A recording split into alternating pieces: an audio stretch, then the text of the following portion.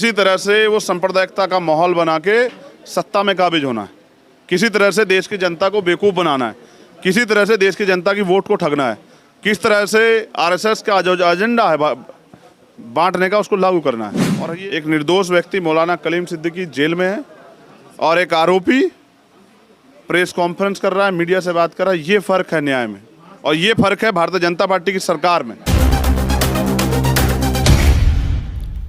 देश की सच्चाई सच छुपने नहीं देंगे। इस वक्त मैं मौजूद हूं दिल्ली के प्रेस क्लब में। जी हां, यहां आज़ाद समाज पार्टी के राष्ट्रीय अध्यक्ष संस्थापक चंद्रशेखर आज़ाद, जिन्हें रावण के नाम से भी आप जानते हैं, वो इस वक्त एक बड़ी प्रेस कॉन्फ्रेंस को संबोधित कर रहे हैं और मुद्दे वही हैं, लखीमपुर के मुद्दे, साबिया के मुद्दे, नांगल के मुद्दे, ये तमाम जो SC ST OBC and minority पर जो जुल्म हो रहे हैं, जो अत्याचार हो रहे हैं और जो लखीमपुर खीरी में इतनी बड़ी घटना घटी, जिसके बाद केंद्रीय गृह राज्य मंत्री के बेटे का सीधा नाम आया, लेकिन अब तक ना तो केंद्रीय गृह राज्य मंत्री का इस्तीफा हो पाया और ना उनके पुत्र की गिरफ्तारी हो पाई। इसलिए बात अब राजनीतिक हलकों में खलबली मच चुकी है और इस वक्त दिल्ली के प्रेस क्लब में एक बहुत बड़ी, कैमरामैन से कहूँगा ज़रा सा घुमा कर दिखाएंगे कितने कार्यकर्ता वहाँ मौजूद हैं, बहुत बड़ी प्रेस कॉन्फ्रेंस को संबोधित कर रहे हैं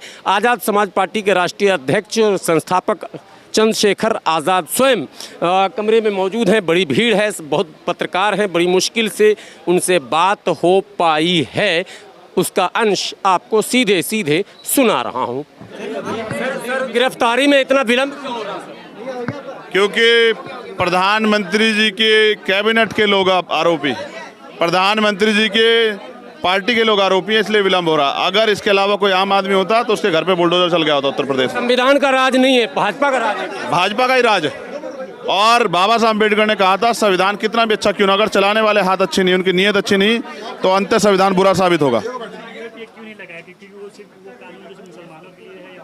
नहीं, वो कानून सिर्फ भारत के अंदर ये दलितों के लिए और मुसलमानों के लिए और पिछड़े वर्ग के लोगों के लिए, उन लोगों के लिए है जो वंचित है, वो जो अल्पसंख्यक लोग हैं उनके लिए हैं।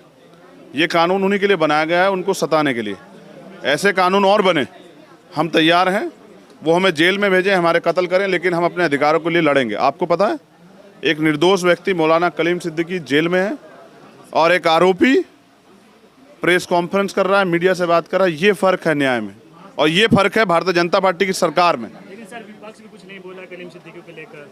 विपक्ष का तो पता नहीं, मैं तो उनके घर गया था, उनके परिवार से मिल के आया, उनके लॉयर से बात की और अभी आने वाले कल में एक वार्ता और है, उसके बाद हम लोग आंदोलन शुरू करेंगे। मैं समझता हूँ कोई क्या कर रहा है मुझे फ़र्क नहीं पड़ता, मैं अपनी ड्यूटी अदा कर रहा हूँ। सर, आखिरी सवाल, आप मानते हैं कि मौलाना कलीम सिद्दीकी या मौलाना उमर गौतम को गिरफ्तार करने का उद्देश्य केवल पोलराइज करना है?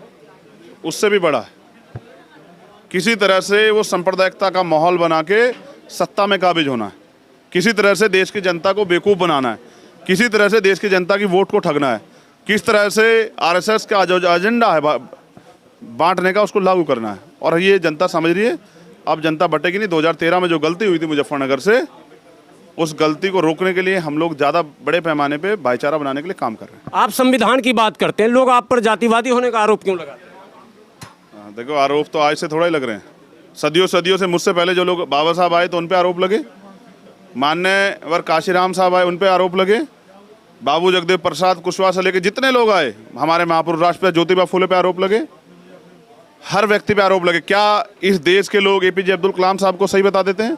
उन पे भी आरोप लगाते हैं। ये तो हर व्यक्ति को जो सच्चाई ईमानदारी के लड़ेगा उसको आरोप का सामना करना पड़ेगा। मैं तैयार हूँ।